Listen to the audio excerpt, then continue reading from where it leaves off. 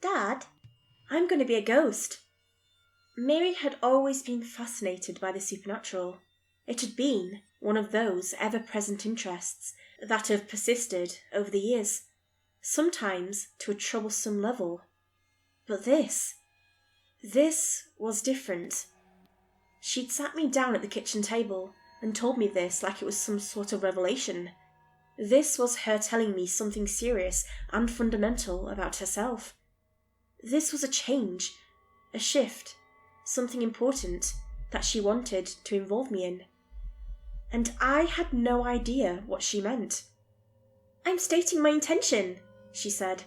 "That's the first step." "Honey, what are you talking about? What steps? What are you—" "I'm not here to argue, Dad. I'm just telling you what's going to happen. I'm just trying to understand what you're saying. You're scaring me, Miri. I am taking active steps to ensure my place in the afterlife. It is no different than when Mum took me to church. I'm following my beliefs. I'm going to be a ghost, a spirit, and the first step is to state my intention." "I don't know what to say," I sighed. "I just want you to be happy. Please, I'm trying to understand." "You don't need to do anything. This isn't about you." "I know, honey, I said what I need to say, Dad. I just need your support." So, here's a little history lesson about Miri, or Miriam. She turned 19 last September and has been saving up to study at WVU next year. I'm helping her to the best of my ability, and she has the inheritance from her mum to go through, but it's still a bit of a struggle to make ends meet. Ever since she was a kid, Miri has been a bit of an oddball. Her mum had some personal problems and left us at an early age, only to pass shortly afterwards. There was an element of substance abuse, but Miri was never around for that. I've had full custody of her all her life. That Miri even remembered her mum taking her to church was an honest surprise. I don't have a lot of fond memories of Miri's mother. The good times we had is so far in the rearview mirror that I can barely see them, and when I do, they look pretty bleak. Miri's interest in the supernatural blossomed somewhere around her 6th birthday. When other girls wanted to be Disney princesses, Miri wanted to be a ghost. And not just the kind where you wear a white sheet with some holes for eyes, but pretty advanced stuff. Pale white foundation with dark eyes. She even asked me to get her those all-covering sclera contact lenses, but I put my foot down. She was still too young, in my opinion. Even so, I probably bought her 6 Victorian-looking dresses so she could turn herself into a ghost for Halloween. It was her thing. Everything was ghost this, ghost that. I just figured she'd grow out of it. That she would be done with it and move on to something new. But that didn't really happen. It just matured, in a way. Little cartoon ghosts turned into spooky goosebumps type stories, then TV shows and scary movies, then reality shows with ghost hunters, then horror movies and listening to mediums online. And as she reached her teenage years, her interest reached a whole new level. A step away from the fun and quirky, to the dark and practical. And now that she was an adult, albeit young adult, she came to me with this absurd statement. That she, my Miri, was going to become a ghost. I subtly talked to some of her friends and checked her social media. It's hard keeping track of all the ways kids can express themselves nowadays. And yes, Miri is a grown woman. She can do what she wants. I've raised her right. But this just sounded wrong. Still, I didn't find any evidence of any kind of abuse or harm. Miri still posts wholesome memes about her favourite salty licorice candy or sharing upbeat, inspirational TikTok videos. She's not that different from other girls her age, in many ways. She's a young adult with ambition and drive, so this conversation came out of nowhere. That night, I couldn't sleep. I kept walking up to her door to hear if she was sleeping. It was hard to tell, and I didn't want to bother her. She deserved her privacy. Instead, I ended up pulling an all-nighter. I was on my tablet for hours, looking for signs of whatever she talked about. Actual, practical steps towards becoming a ghost. Something about stating your intention. My eyes had started to roll back into my skull when I finally found a whiff of relevant content. A series of video lectures from someone who called themselves a paranormal researcher. I looked them up. They're just some loon from some middle-of-nowhere town in Minnesota, not exactly a leading expert in post-natural supermortem experience research, in my opinion. How is that even a field of study? Doesn't even make for a good acronym. But this video series was about the practical steps to becoming a ghost, or vengeful spirit. It all sounded very official. They even had charts, and I figured this was where Myuu had been inspired. First step, to state your intention, verbalizing it and putting it out there. They called it a path from realization to actualization. I figured that, hey, at least it was just the first step, and she'd come to me about it, so at least she trusted me enough to share this experience with me, whatever that entails. The second step was called anchoring. Imprinting an item, piece of clothing, or symbol to your identity. Something simple to focus on at the last moment of life, which can become an anchor to your supermortem experience. The video reviewed ways of anchoring and things that made appropriate anchors. This was where the idea of haunted things came from. The anchor. The third and final step was by far the most disturbing. Emotional devastation.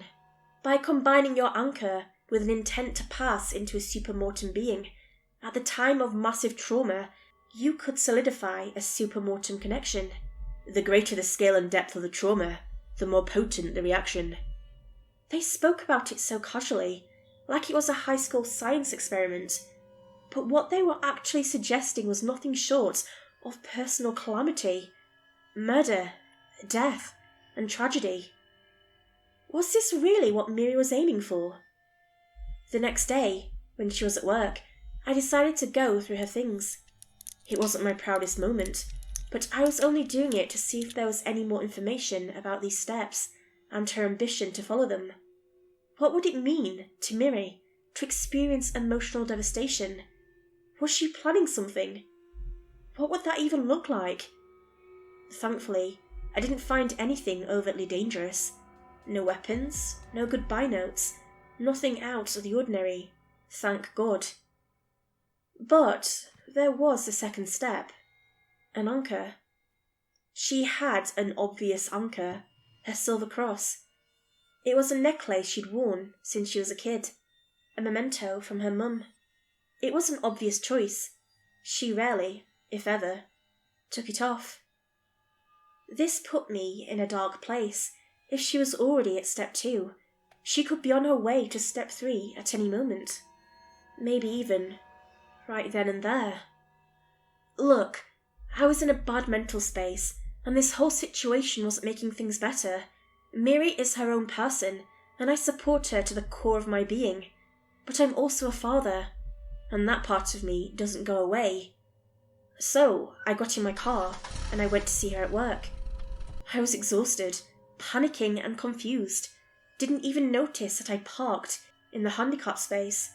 I just stormed in.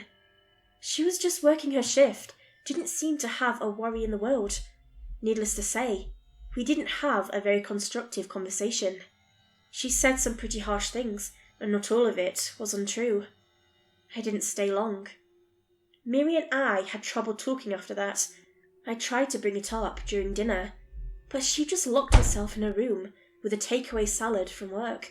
I tried messaging her, but she left me on read. I stood outside her room and asked her to talk to me. Nothing. I crashed hard that night. I was exhausted, physically and mentally. Myuu still wasn't talking to me, and I had to recover from my all-nighter. I went to bed early, hoping it would all feel better in the morning. I wish that was all there was to it. A couple of bad days. But no. There was more. I woke up in the middle of the night. A single sliver of light peeked in through the bedroom door, poking me in the eye. I turned to face the door, only to see Myuu standing in the doorway. She just stood there, still in her work clothes. One hand on the doorknob, one hand holding something. Myuu wasn't looking at me. She had this odd blank stare, like she was looking straight through me. Her mouth hung open, slack-jawed. She was panting, as if she'd been running. I looked at her. She looked back. There was this primal part of me that didn't recognize her, something telling me that this wasn't Myuu. This was something else. Something dark. After a while, she just up and left, closing the door behind her. I didn't even notice I'd been holding my breath until the door clicked. It felt like I'd stared down a lion. I hurried up to the bedroom door and reached for the handle, but I stopped myself. I'd never locked that door. Myuu didn't lock hers, and I didn't lock mine. It was a social contract, a show of trust. But it brought an important question to mind. How far was I willing to trust my daughter? I tried talking to her the next day, but I only had a few minutes before she went to work. I had work too, so I couldn't do much to keep her in the conversation. She just acted like she didn't know what I was talking about. There was no step 3. There was no big plan. She hadn't been at my door last night. No, no, no. If anything, I was the one being strange. That's how it sounded, at least. I had trouble staying focused at work. We'd been having some staffing issues, and some of us had to pick up the slack. Micah and his twin boys had been sick after their latest camping trip. Meanwhile, I could barely remember the last time Myuu and I spent some quality time together. Between work and her diverging interests, there was little for us to talk about. And now, there was even less. The following night, I considered locking my door. I had trouble sleeping. There was that gnawing thought in the back of my mind that maybe, just maybe, I wouldn't wake up. If Myuu was serious about this thing, she might do something stupid. I didn't like to think about it, but it was possible. Killing your dad might be one of the most emotionally devastating things one could do. If she really believed in these steps, this study, then there was no telling what she might do. But somewhere around midnight, I drifted off to sleep. And just like the previous night, it didn't last very long. I woke up by that stray light hitting my eyes again. I peeked out from the covers, only to see Myuu's silhouette against the hallway light. This time, she was holding a knife. "Myuu?" I yawned. "Myuu, what are you—" "Shut up," she growled. "Honey, I'm just—" "Shut the fuck up." She'd never spoken to me like that. Her hands were trembling, knees bent, like she was ready to pounce. I found myself looking for something to shield myself with, but there was nothing. Maybe I could push her down with a pillow or wrap her in a bedsheet. She took a step forward, but stopped herself. I reacted instinctively and shot out of bed, pressing myself against the wall. Myuu just smiled. Her breathing was forced and rattled. Just shut the fuck up. Let me do this," she continued. "I want to do this. Honey, you have to talk to me." For a moment, she looked up at me. "You're right," she said. "Not tonight." And then she left. I followed her into the hallway, calling for her to stop this, that we should talk about this, that she was sick and that I wanted to help her. I just let every word I could find fall out of my mouth like a verbal waterfall, stumbling over my own thoughts along the way. In response, she plunged the kitchen knife straight into the wall, inadvertently cutting the cable to one of the hallway lights. I just stopped and watched her go back into her bedroom. Then, she locked her door. I sat with my phone for hours, contemplating what to do, who to call and what to say. I wanted Myuu to get help, not jail time. I didn't know what to do. I looked at all kinds of sites relating to mental breakdowns and illness, but I couldn't find anything in particular. I kept coming back to this one thought. How far would I go to protect my daughter? I decided I'd do what little I could. I would call for help in the morning. Until then, I was watching her myself. I dragged a chair through the hallway, past the knife in the wall, and sat down next to her locked door. I'd listen, and I'd make sure she was okay. Then tomorrow, she could get help. I must have fallen asleep in that chair. I woke up to the sound of a startled shriek as Myuu got out of the room in the morning. She wasn't prepared to see me there. I could see she was confused and a bit hurt. This was the Myuu I knew and loved. I recognized her. "I can't deal with this, Dad," she sighed. "Not like this." "We need to talk about last night." "I'm not doing this." She picked up her bag and headed for the front door. I followed her. "Myuu, you're not walking out that door. We're dealing with this." "Aren't you late for work?" "Myuu, for God's sake!" I slammed my hand on the kitchen table, rattling an empty dinner plate from last night. Myuu just looked at me and shook her head. "I'm staying with a friend tonight," she said. "Sort yourself out." "Myuu!" She was out the door, but I followed her down the driveway. She got into her car, locked the door, and ignored me. I pounded on the window, called out to her and pleaded. She just backed out and left me there.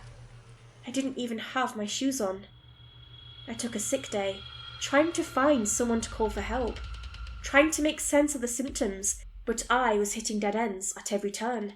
Some sites called her schizophrenic, others said it could be lead poisoning. One site just kept recommending overexposure therapy, whatever that is. I spent all day on the phone, but no one could tell me anything. They asked me to book a time and consultation and to take her in for examination, but as soon as I explained that she was legally an adult, the conversation stopped. It seemed that my options were to either call the police or get her to come voluntarily. Neither was a feasible option. I couldn't lose her. I tried calling Myuu all day, but there was no response. She'd either blocked me or turned off her phone. She wasn't online on her socials, and she wasn't checking her email.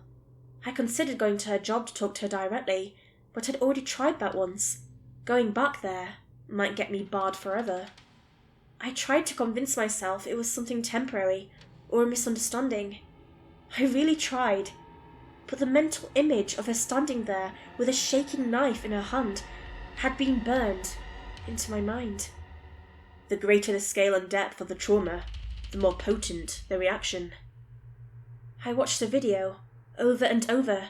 Step 3, step 3, step 3. I fell asleep looking at my tablet that night. And, for the final time, it didn't last long. I woke up again, but not to a strand of light touching my eyes. I woke up to the sound of thumping feet sprinting down the hall, heading straight for my bedroom. I wasn't prepared in the slightest. I thought Myuu was staying with her friend. Instead, she burst through the door, knife in hand. She didn't even stop to breathe. She came straight at me. I rolled out of bed and tossed my covers at her. She just laughed, and not her signature Myuu laugh, but something off. A cackling, hysterical laughter. It pulled at a cold nerve along my spine as my pulse raced. She was going to kill me. Step 3. As she untangled herself, I hurried into the hallway. I could hear Myuu panting behind me, trying to catch up. She was so excited. Manic joy. I threw myself into the bathroom, slamming the door behind me and turning the lock. I could hear her rush past the door, not even stopping to check. She had a plan. I didn't skip a beat. I scrambled for something to defend myself with. Not to hurt her, but maybe hold her down or keep her off. Tie her down or wrap her head in a towel. Anything. But I didn't get to think for long before I heard a thump at the bathroom window. I barely had the time to turn my head before she threw herself at it, breaking the glass with reckless abandon, throwing shards all over the floor and falling haphazardly into the empty bathtub. I backed away, feeling a piece of glass digging into my big toe. Myuu struggled to get up. She was still laughing. I backed out into the hallway, hearing the crunching noise of crackling glass. As Myuu got out of the bathtub, I shut the door and held it back, trying to give myself some time to talk to her. She threw herself at the door, slamming her head into it over and over. "Myuu!" I called out. "Myuu! What the hell are you doing?" Her laugh grew from maniacal to this deeply unsettling heaving. I could hear the thumping of her head reaching higher and higher. Seconds later, she was just making this awful droning noise, exhaling loudly against the door. The thumping stopped. "I'm calling the police, Myuu. We need to deal with..." The door was torn right off its hinges as Myuu ripped it out of its frame. She looked about 3 feet taller, and her one arm had taken on a strange shape, like it had an extra joint. And her face... that wasn't her face anymore. I stumbled backwards. I felt a part of me grow cold as I realised I had a knife lodged deep into my left shoulder. Myuu's long arm had shot out like a scorpion stinger. It was such a shock that my legs just gave out. My body wasn't responding anymore. My heart had had enough. I sank to the floor, and she loomed over me. This wasn't my Myuu. This was something else, and it was doing something to her just as much as it was to me. I was panicking, not knowing how to save either of us. That dark, sinking feeling where you realise just how fast you're running out of options. "I'ma be a ghost, Daddy," the thing grinned.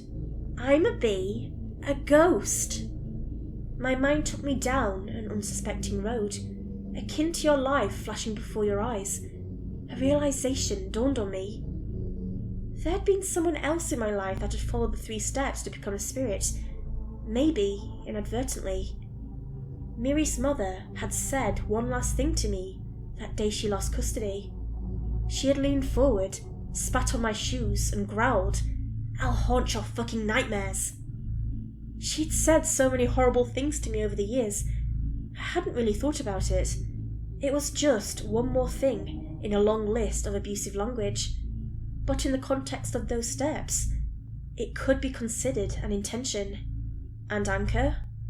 Well, the silver cross, it had meant a lot to her, just as it did to Myuu. And emotional devastation, well, pretty much everything about that woman was a tragedy, from the way she lived to the way she died. It was a long shot, but it might be her, and looking at the face of Myuu's twisted image, I could recognise the malice. And as it pulled the knife from my shoulder to end me, I did what little I could. I tore the little silver cross from her neck, put it in my mouth, and bit down, breaking it into 2 distinct pieces.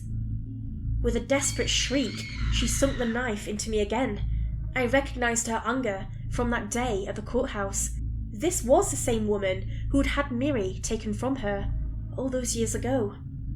And, with every beat of my heart, the world grew darker as I bled out on the floor. But unconsciousness is just like blinking. One moment you're there, the next moment you're somewhere else. And I went from feeling bad to downright miserable. I was in a hospital, recovering from 3 stab wounds, bandages on my shoulder, hand, and the side of my stomach. There was this parade of people asking to talk to me, a nurse, a doctor, and then a couple of police officers. I insisted that I had to see Myuu, and that I wasn't pressing charges. It was hard to explain how this could all be a misunderstanding, and that I desperately wanted to see my girl again. They agreed to let me see her. Myuu was wheeled in. Her feet were bandaged from severe glass cuts, so she had to use a wheelchair. There was an awkward silence as they allowed us to speak in private. When we were finally alone, she held my hand tight. I sighed with relief. "Why would you want this?" I asked. "Why would you want to be a spirit? It's Dad, I'm sorry, She took a deep breath and wiped a tear from her eye. I just wanted to be like Mum. Turns out, Miri had been getting visits from her mum for years. A whisper in the night, telling Miri to join her. Little hints and nudges. No wonder Miri had such an obsession with ghosts. She was experiencing one almost daily. She was wearing its anchor around her neck. With that gone, Miri had a clear image of what happened. The nightly visits, the obsession. It was like a fog had cleared from her mind. Such a relief. Now, Miri still has an interest in the supernatural to this day. That, if anything, will never change. But now she can explore that interest on her own terms, without any outside influence. And if she still wants to be a ghost, well, that's her choice.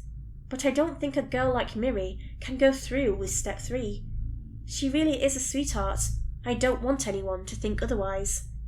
She's still going to WVU, and when all is said and done, I think we can get past this. But I wonder, why does she still lock her door at night?